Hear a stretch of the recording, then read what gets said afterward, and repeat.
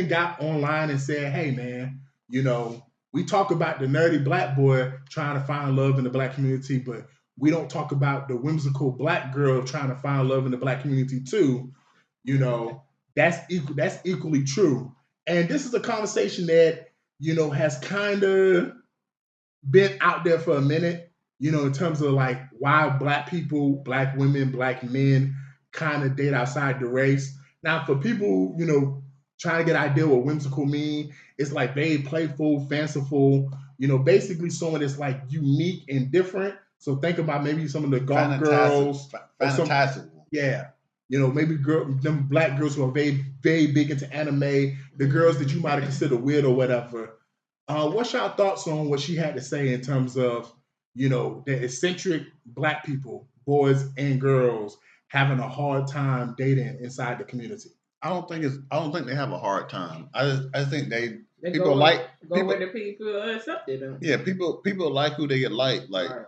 as far as like I was talking to my daughter, like she was saying like she was like my brothers better not ever bring a white girl home, but she's like, but I can date whoever I want to date because black men do certain things like that. I mean, I was like, well, I would rather you date a black guy, but I ain't gonna say who you can't date. But she was like, yeah, my brothers, they can never bring a, a non-black person home. Mhm. And she said because I can't remember the exact reason why she said it, but what she said made sense to me. But I was like, but yeah, I feel you. But and she said, but women, but what I remember what she said. She said because black men treat black women so bad, or men treat black men just period just treat black women so bad. Mhm. They have they have a choice to get whoever treats them well.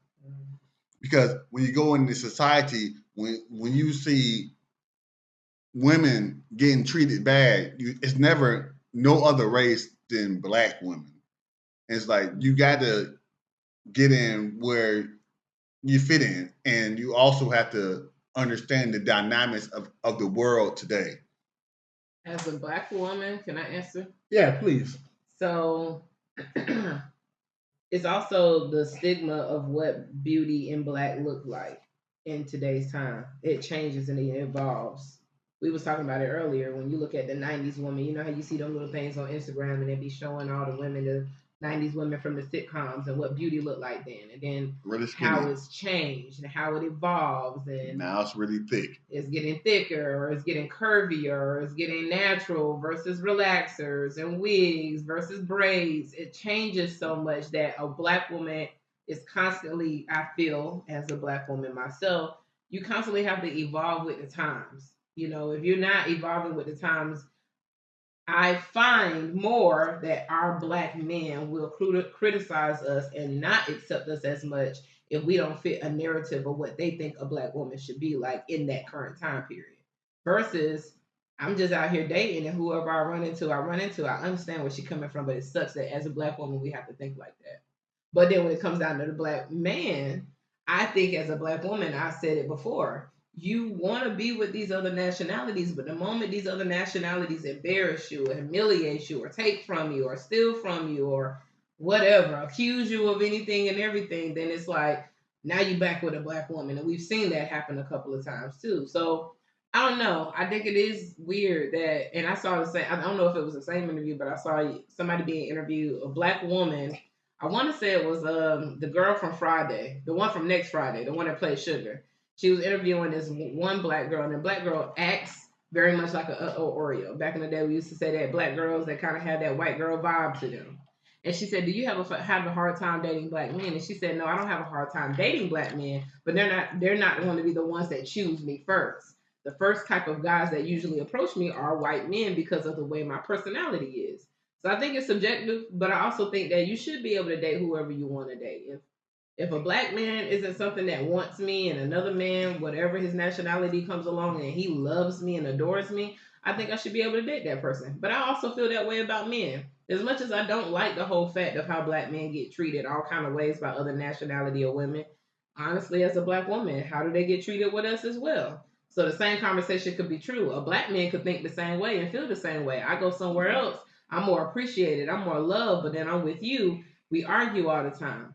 There was a famous conversation between James Baldwin. yes, and Nikki Yeah. Giovanni, where they talked about the black household and then how when we're out in society, how we conform to the world, but then when we come home, we give each other so So much much. hell Yes. because we are so traumatized and things about the things that we go through in the world. So it's an interesting conversation. I don't think it's so much about they being traumatized.